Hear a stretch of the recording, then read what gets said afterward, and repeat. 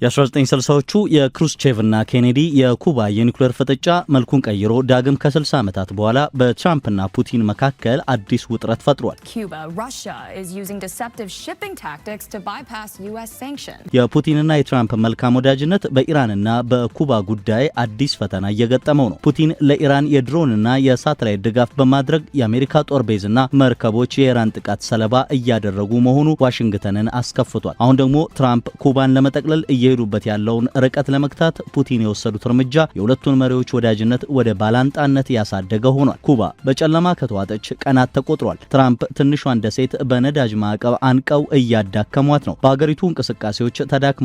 ሀገሪቱ ሳትወድ በግድ ለአሜሪካ እጅ ለመስጠት እየተሰናዳች በመሰለችበት ቅጽበት ፑቲን የወሰዱት ደፋር እርምጃ የቀጠናውን ፖለቲካ እንደ አዲስ እያጋጋለ ሆኗል።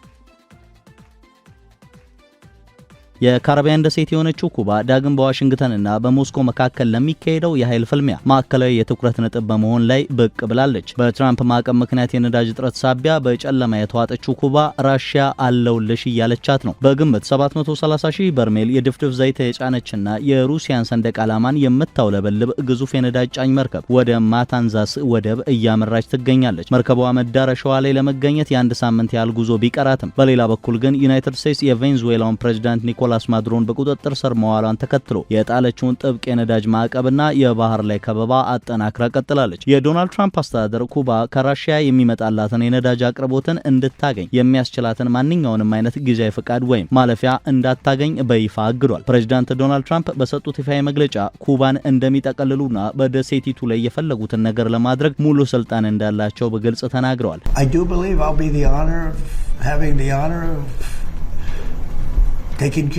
ይህ በእንዲህ እንዳለ የኩባ ባለስልጣናት በመላ ሀገሪቱ ከፍተኛ የኃይል መቆራረጥ መከሰቱን ሪፖርት አድርገዋል። መላው የሀገሪቱ ኤሌክትሪክ ኃይል መረብ ሙሉ በሙሉ የተቋረጠ ሲሆን ይህ ክስተት በአንድ ወር ጊዜ ውስጥ ለሶስተኛ ጊዜ የተመዘገበ ነው። የክሬምሊን ቃል አቀባይ ዲሚትሪ ፔስኮቭ በበኩላቸው ሞስኮ ኩባ በአሁኑ ወቅት ከገባችበት አስቸጋሪ ሁኔታ እንድትወጣ የሚያስችሉ የድጋፍ አማራጮችን በተመለከተ ከሃቫና ጋር ቀጣይነት ያለው ውይይት እያደረገች መሆኑን አረጋግጠዋል። ይህ አደገኛ ፍጥጫ ከ6 አስርት ዓመታት በፊት በ1962 ከተከሰተ የኩባ ሚሳኤል ቀውስ ጋር በእጅጉ ይመሳሰላል። በወቅቱ እነዚህ ሁለት ኃያላን ሀገራት በኩባ ምድር ላይ በሰፈሩት የሶቪየት ሚሳኤሎች ምክንያት ዓለምን ወደ ኒውክሌር ጦርነት አፋፍ አድርሰዋት ነበር። የአሁኑ ፍጥጫ የተለየ ቢያደርገውም የዩናይትድ ስቴትስን የማዕቀብ ተፈጻሚነት አቅምና ሩሲያ ከፍሎሪዳ በ144 ኪሎ ሜትር ርቀት ላይ የሚገኘውን የረጅም ጊዜ ወዳጇን ለመታደግ ያላትን ቁርጠኝነት የሚፈትን ሆኗል። የመጀመሪያው ኩባ ሚሳኤል ቀውስ የተጀመረው በ1962 ነበር። በወቅቱ የብሔራዊ ደህንነት አማካሪ የነበሩት ማክ ጆርጅ ባንዲ የሶቪየት ህብረት መካከለኛ ርቀት ተወንጫፊ ሚሳኤል ጣቢያዎችን በኩባ ምድር ላይ የገነባች መሆኑን የሚያሳዩ በዩ-2 የሰለላ አውሮፕላን የተነሱ የፎቶግራፍ ማስረጃዎችን ለፕሬዝዳንት ጆን ኤፍ ኬኔዲ ያቀረቡ። The photographs of possible launch sites and improved airstrips as well as roads to possibly transport missiles.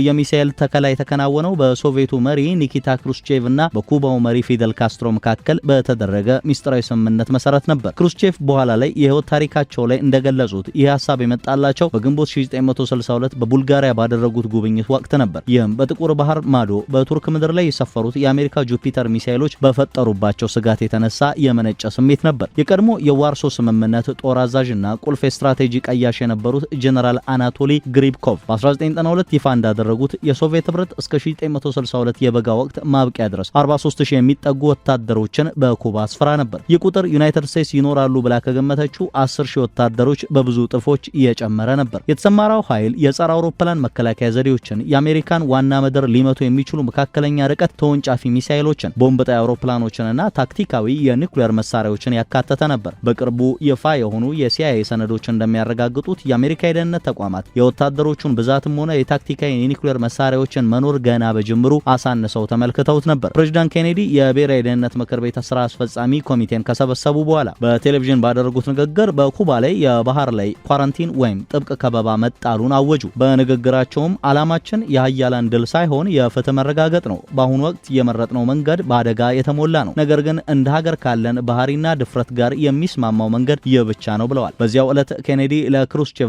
በላኩት ደብዳቤ ውጥረቱ እንዲረግብ አሳስበው በቪየና ጉባኤ ወቅት የነበራቸውን መግባባት በማስታወስ በዚህ የኒውክሌር ዘመን ውስጥ ማንኛውንም ጤነኛ አእምሮ ያለው ሰው ዓለምን ሆን ብሎ ወደ ጦርነት አይመራም ሲሉ አስገንዝበዋል። ክሩስቼቭ በሰጡት ምላሽ የተጣለውን የባህር ላይ ከበባ የጥቃት እርምጃ ሲሉ ፈርጀውታል። በተፈጠሩ የተሳሳቱ ስሌቶች ምክንያት ውጥረቱ እየተባባሰ ሄደ። ዋሽንግተን ኩባን ላለመውረር ቃል ከገባች ሞስኮ ሚሳኤሎቿን ታስወጣለች የሚል የድርድር ሐሳብ ከሞስኮ ቀረበ። ክሩስቼቭ ሁለተኛው ደብዳቤ ለኬኔዲ በመላክ ዩናይትድ ስቴትስ ከቱርክ ምድር የጁፒተር ሚሳኤሎቿን እንድታስወግድ ጠየቁ። አደገኛ የሚሳኤል መሳሪያዎች ከጎናችን ባለችው ቱርክ ውስጥ አስቀምጣቸዋል ሲሉም ጻፉ። ታዲያ የእኩል ወታደራዊ አቅማችን እንዲህ ባለው እኩል ያልሆነ ግንኙነት እንዴት ሊታረቅ ይችላል ሲሉም ጠየቁ። ክሩስቼቭ መልእክቱን በላኩበት በዚያው ምሽት የፍትህ ሚኒስተሩ ሮበርት ኬኔዲ ከሶቪየት አምባሳደር አናቶሊ ዶብሪኒን ጋር በሚስጥር ተገናኙ። ሮበርት ኬኔዲ የጁፒተር ሚሳኤሎች ከቱርክ እንደሚወገዱ ለዶብሪኒን ማረጋገጫ ሰጡት። ሆኖም የስምምነት በሚስጥር እንዲያዝ ተደረገ። ክሩስቼቭም የሶቪየት ጦር ከኩባ እንደሚወጣ አወጁ። በምላሹም ዩናይትድ ስቴትስ ኩባን ላለመውረር ዋስትና የሰጠች ሲሆን በ1963 ደግሞ በቱርክ የነበሩትን ሚሳኤሎች በሚስጥር ለማንሳት ተገደደች። ሁለቱ መንግስታት በመሪዎቻቸው መካከል ቀጥተኛ ግንኙነት እንዲኖር የሚያስችል የቀጥታ የስልክ መስመር መሰረቱ። ዋልት ሮስቶ ዘ ዲፊውዥን ኦፍ ፓወር በተሰኘው መጽሐፋቸው የክሩስቼቭን ፍላጎት ሲተነትኑ በኮሚኒስት ንቅናቄ ውስጥ የሶቪየትን ዝና ከፍ ለማድረግና በምዕራባውያን ላይ የበላይነትን ለማግኘት የታለመ እንደነበር ገልጸዋል። ከ6 አስርተ ዓመታት በኋላ በዓለም አቀፉ መድረክ የሚታየው የሀያላን መንግስታት ፍልሚያ ከኒውክሌር ሚሳኤሎች ፉክክር ወደ ነዳጅና የኃይል አቅርቦት መስመሮች ተሸጋግሯል። በአሁኑ ወቅት ኩባ በቀን በአማካይ 100,000 በርሜል የነዳጅ ዘይት የሚያስፈልጋት ቢሆንም በሀገር ውስጥ ማምረት የምትችለው ግን 40,000 በርሜል ያህሉን ብቻ ነው። ላለፉት 10 ዓመታት ቬንዙዌላ በልዩ ድጎማና ስምምነት የአንበሳውን ድርሻ የሚይዘውን የነዳጅ ፍላጎት ስታሟላ የቆየ ሲሆን በ2025 ብቻ በቀን በአማካይ 26500 በርሜል ነዳጅ ለደሴቲቱ ታቀርብ ነበር። ሆኖም ግን ዩናይትድ ስቴትስ ጥር ላይ ቬንዙዌላ ባካሄደችው ወታደራዊ ዘመቻ ፕሬዝዳንት ኒኮላስ ማዱሮ በቁጥጥር ስር መዋላቸውን ተከትሎ ከቬንዙዌላ ወደ ኩባ ይደረግ የነበረው የነዳጅ ጭነት ሙሉ በሙሉ ተቋርጧል። ዋሽንግተን ኩባን ከማንኛውም የነዳጅ አቅርቦት ለማገድ በማቀድ ሌላ የሶስተኛ ወገን ሀገር ለኩባ ነዳጅ እንዳያቀርብ ስትል ከባድ የታሪፍ ማስጠንቀቂያ ማውጣለች። በዚህ ምክንያት ሜክሲኮ ወደ ኩባ የምታደርገውን የነዳጅ አቅርቦት ያቆመች ሲሆን ከዛ ወዲህ ወደ ደሴቲቱ የገባ ምንም አይነት የውጭ ሀገር ነዳጅ የለም። የኩባ ኤሌክትሪክ ማህበር በመላው ሀገሪቱ ለተከሰተው የኃይል መቆራረጥ በካማግዌ ግዛት የሚገኘው ቬታስ የሙቀት ኃይል ማመንጫ ጣቢያ ላይ የደረሰውን ብልሽት እንደ ምክንያት ጠቅሷል። ይህ ብልሽት በተከታታይነት አንዱ በሌላው ላይ ሰንሰለታማ ተጽዕኖ የሚያሳድር የኃይል መቆራረጥን አስከትሏል። በዚህ ምክንያት ሆስፒታሎች የቀዶ ጥገና ስራዎችን ለማቋረጥ የተገደዱ ሲሆን የምግብ ማከማቻና የትራንስፖርት ስርዓቶችም ክፉኛ ተመተዋል። የህዝብ አገልግሎቶችም በእጅጉ ተስተጓጉለዋል። ፕሬዝዳንት ሚጉኤል ዲያዝ ካኔል ኩባ ላለፉት 3 ወራት ምንም አይነት የውጭ ነዳጅ እንዳልደረሳት በይፋ ገልጸዋል። መንግስታቸውም ይህ አሁን ያለው ሁኔታ በህገወጥ የኢኮኖሚ ከበባ የባሰ መካበዱንና የኃይል ቀውስ ከማዱሮ መወገድ በኋላ ከተፈጠረው የነዳጅ አቅርቦት መቋረጥ ጋር ቀጥተኛ ግንኙነት እንዳለው አስታውቀዋል። በሌላ በኩል ፕሬዝዳንት ዶናልድ ትራምፕ ለጋዜጠኞች በሰጡት መግለጫ በሆነ መንገድ ኩባን መቆጣጠርና መጠቅለል እንደሚችሉ ገልጸዋል። አክለውም ደሴቲቱ በአሁኑ ወቅት በጣም የደከመች ሀገር መሆኗንና በእርሷ ላይ የፈለጉትን ነገር ማድረግ እንደሚችሉም ተናግረዋል። የኩባ ምክትል የውጭ ጉዳይ ሚኒስተር ካርሎስ ፈርናንዴዝ ዴኮሲዮ በኤንቢሲ በሰጡት ምላሽ ሀገራቸው በታሪኳ ለማንኛውም አይነት ወታደራዊ ጥቃት እንደ ሀገር ለመንቀሳቀስ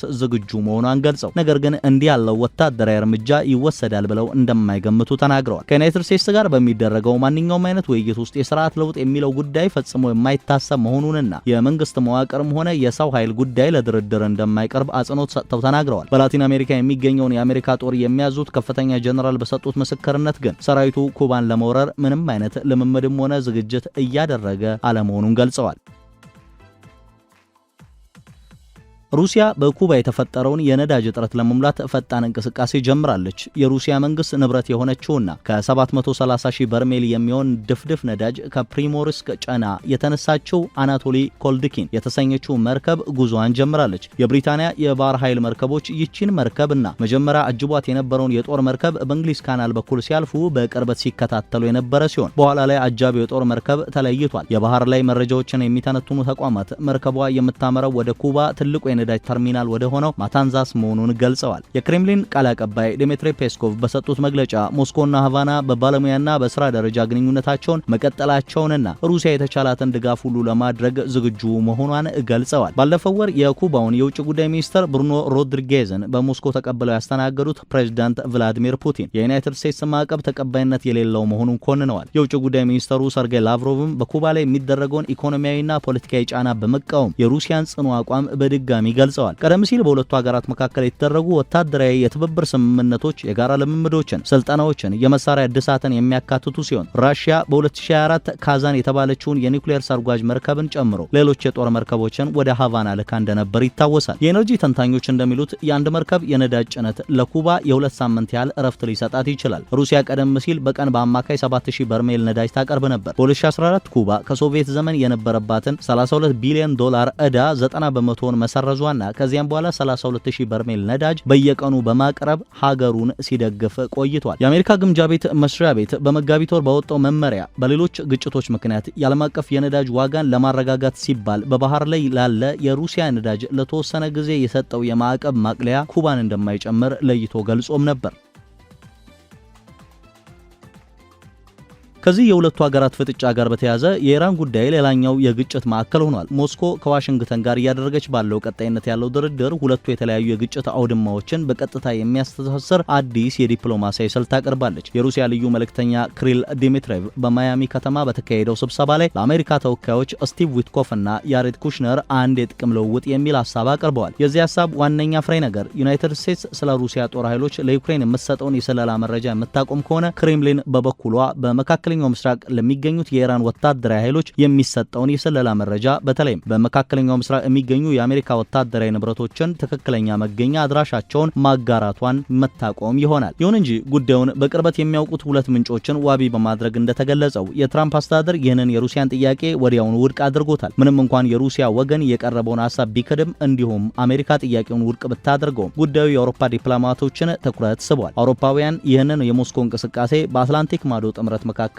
ያለውን ልዩነት ለመጠቀም የታለመ ሙከራ አድርገው ይመለከቱታል። በተለይም ዩናይትድ ስቴትስ ለዩክሬን የምታደርገው ድጋፍ እየጠበበ በመጣበትና በአሜሪካና እስራኤል ግንባር ከኢራን ጋር ያለው ውጥረት በበረታበት በዚህ ወቅት እንዲህ ያለው ጥያቄ መቅረቡ የራሱ የሆነ የፖለቲካ ትርጉም አለው። ይህ ክስተት የተከሰተው ሩሲያ በዩክሬን ላይ የጀመረችውን መጠነ ሰፊ ወረራ ተከትሎ በሞስኮና በቴሄራን መካከል ያለው ወታደራዊና የስለላ ትብብር በከፍተኛ ሁኔታ እየሰፋ ባለበት ወቅት ነው። በተጨማሪም ክሬምሊን በአሜሪካ አሸማጋይነት በዩክሬን ጉዳይ ላይ ሲካሄድ የነበረው የሰላም ንግግር ለጊዜው መቆሙን ካስታወቀበት ጊዜ ጋር ተገጣጥሟል። ይህ የሞስኮ ጥያቄ ቀደም ሲል አክሲዮስ ዘግቦት ከነበረው ሌላ የሩሲያ ሐሳብ ቀጥሎ የቀረበ ነው። ያ ሐሳብም በመካከለኛው ምስራቅ ያለውን ግጭት ለማስቆም ከሚደረገው ሰፊ ስምምነት አካል ሆኖ የኢራን የ60 በመቶ የበለጸገ ዩራኒየም ክምችት ወደ ሩሲያ እንዲዛወር የሚል ነበር። ሆኖም ፕሬዚዳንት ዶናልድ ትራምፕ ያንንም ሐሳብ እንዳልተቀበሉት ይታወሳል። የሮይተርስ ዘገባ እንደሚያረጋግጠው የሩሲያ ልዑካን ቡድን በፍሎሪዳ ከአሜሪካ አቻዎቻቸው ጋር ተገናኝተው በልዩ ልዩ ጉዳዮች ላይ ተወያይተዋል። ከስብሰባው በኋላ ሁለቱም ወገኖች ግንኙነታቸውን ለመቀጠል የተስማሙ ሲሆን ዲሚትሪቭ ውይይቱን ውጤታማ ሲሉ ገልጸውታል። ለፖለቲኮ የተጋሩ መረጃዎች እንደሚያመለክቱት የሩሲያ የልውውጥ ሐሳብ ለኢራን የሚሰጠውን የሰለላ መረጃ ፍሰት ለምሳሌ የአሜሪካ መርከቦችን፣ አውሮፕላኖችንና ወታደራዊ ካምፖችን ለማጥቃት የሚያስችሉ የሳተላይት መረጃዎችን ለማቆም የቀረበው አሜሪካን በበኩሏ ስለ ሩሲያ ጦር እንቅስቃሴ፣ ስለ ሚሳኤል ይዞታዎችና ስለ እዝ መዋቅሮች ለዩክሬን የምትሰጠውን ወቅታዊ የሰለላ መረጃ እንድታቆም በሚል ቅድመ ሁኔታ ላይ የተመሰረተ ነው። ዎል ስትሪት ጆርናል ከጥቂት ቀናት በፊት እንደዘገበው ሩሲያ ለቴሄራን የምታደርገውን እንዲህ አይነቱን ድጋፍ አሳድጋለች። ይህም ከፍተኛ ጥራት ያላቸውን የሳተላይት ምስሎችና የተሻሻሉ የድሮን ቴክኖሎጂዎችን በማቅረብ ኢራን በክልሉ ያሉ የአሜሪካ ኃይሎችን በትክክል እንድትመታ ለመርዳት የታለመ ነው። ፑቲን የኩባና የኢራን ትኩሳት ለዩክሬን መደራደሪያነት ለመጠቀም ያለሙ ይመስላሉ። የኩባ ትኩሳት ከ60 ዓመታት በኋላ ዳግም ያለመነጋገሪያ የሆነ ነው። በራሻ አቅጣጫ ጠቋሚነት የሚመሩት የኢራን ሚሳኤሎችም የአሜሪካን የመከላከል አቅም እየፈተኑ ነው። በዚህ መሃል ፑቲን ኃይላቸውን ለማጠናከርና ዩክሬንንም ሆነ ኔቶን ለማዳከም መልካም አጋጣሚን እያገኙ መስለዋል።